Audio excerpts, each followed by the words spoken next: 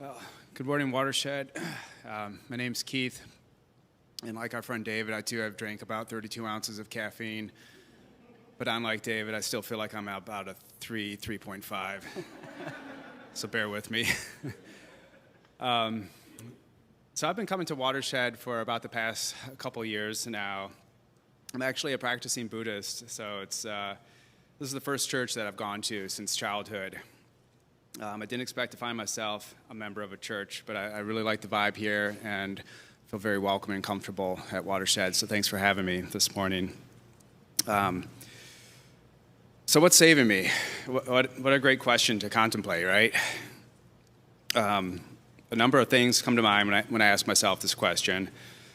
It's really no single one thing in particular. I got sober about 15 months ago and would truly be remiss not to acknowledge that sobriety has saved me from a life of being controlled by alcohol.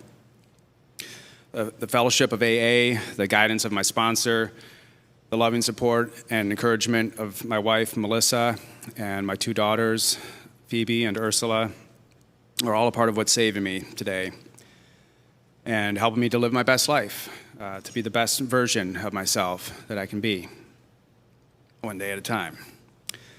But when I think about what's saving me today, what has been keeping me sane during the pandemic this past year, I have to say it's my daily bike rides. You see, I start each day with prayer and meditation, and then I typically get on my bike and ride for about an hour or so before I start my workday. I have a few different routes I've made up that I rotate through, all of which include stopping for coffee somewhere along route, at least 12 ounces. More if I stop twice. At one of my favorite coffee shops, of which there are many.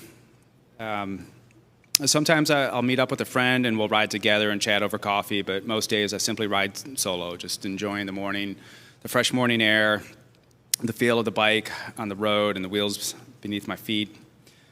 I've always loved riding my bike since I was a little kid. It's one of the simple joys of life that I've never outgrown, thankfully. From the time I got my first hot cycle as a toddler, I would be on it first thing when I woke up in the morning, zooming around our kitchen table if it was wintertime. I grew up in Michigan. Or up and down the sidewalk in front of our house. I remember when I got my first 12-speed road bike and discovered I could cover a lot more ground with gears and 27-inch wheels. That's when I took up long-distance riding, and in the summertime, I would be gone for hours, literally. I'd just pack a lunch in my handlebar bag and take off. Sometimes a towel on the back of my bike, head for the beach, go swimming, whatever, just exploring the country roads beyond my hometown of Muskegon and just feeling the freedom that comes with just traveling by bicycle. I guess that sense of freedom and independence still comes back every time I get on my bike. That association is still there. So even if it's just a short morning coffee ride or a jaunt around Charlotte, I still get that happy, excited feeling like I'm a kid again. All my senses come alive as I meander down one street after another, often deciding impromptu where I want to go, exploring places I've never been before, or riding old familiar streets and greenways and watching them change over time.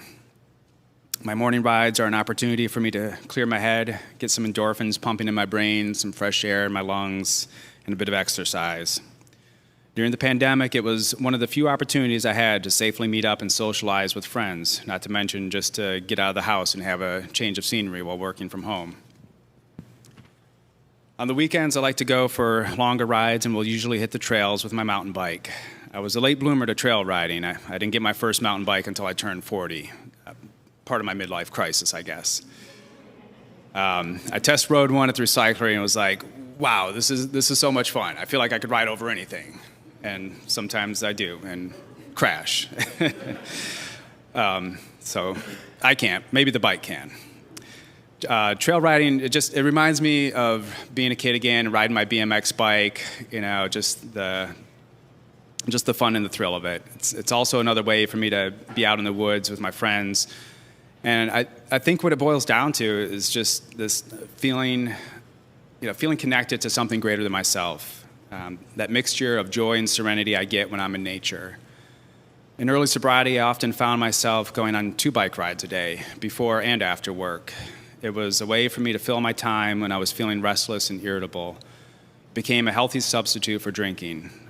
It was a way for me to divert my attention from wanting to drink and put my restless energy into something positive instead of numbing myself to feelings that make me uncomfortable. So now, instead of running away from my feelings, I take them on a bike ride and convert that energy to pedal power. And now I would like to ask each of you to think about what is saving you today.